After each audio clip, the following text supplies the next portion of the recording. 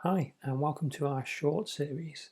This video focuses on how to connect your Ninox database to your G drive using Integromat. In this video we'll walk through how to move a PDF document from your Ninox database to a designated file location in your G drive using Integromat. And so you can see here I have three windows open. First of all, my Ninox database, secondly my Integromat, and then thirdly, the final destination is the G drive folder that we're going to upload this document to.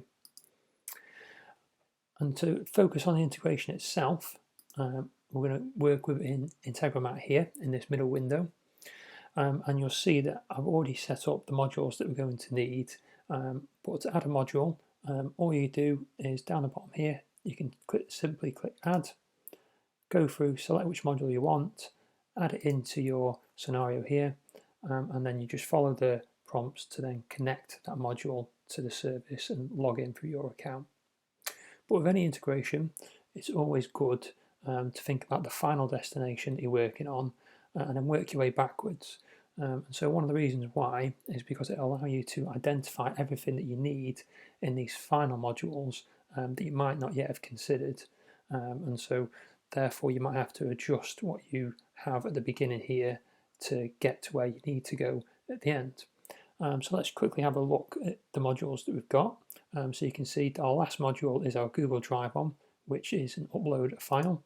So if I click into it, it's asking me for a target folder. So I've created a folder I'm going to upload it to, and then you just map the source file. So this is the document that you're uploading, and you can see it's already correctly picked up from my previous module, which is my Ninox download a file from a record module. And when we go into here, what we'll see is that we need to pass this module a record ID number, but also a file name. And so this is one of the key parts of why it's worth working your way backwards. So to upload a file using a file in Ninox, we do need the file name as well. So we need to get that from the record. This module here, as you can see, it just gets a record based on a record ID. So when I go into it, you'll see what happens is we are looking for a record ID and we're getting it from this webhook module, which is our first one here.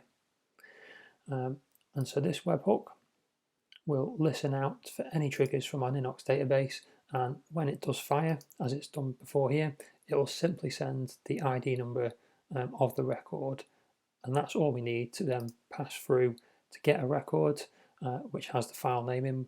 We can then download that file and then we can upload it to G drive. So I'm going to jump across now to Ninox so we can see what it looks like there.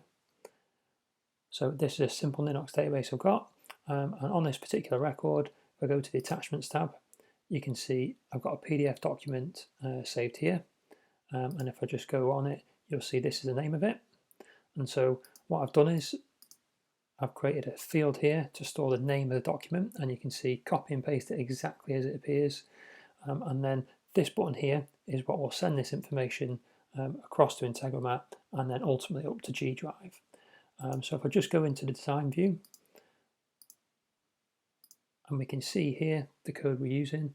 So what we're doing is we're taking the webhook from Integromat, which is in this module here. So if we just go in here, it's this address. And then we're simply performing a HTTP request and we're posting the record ID via that webhook. And so if we run this now, we can see it work. So I'm just going to hit run once in Integromat, back to Ninox, hit run.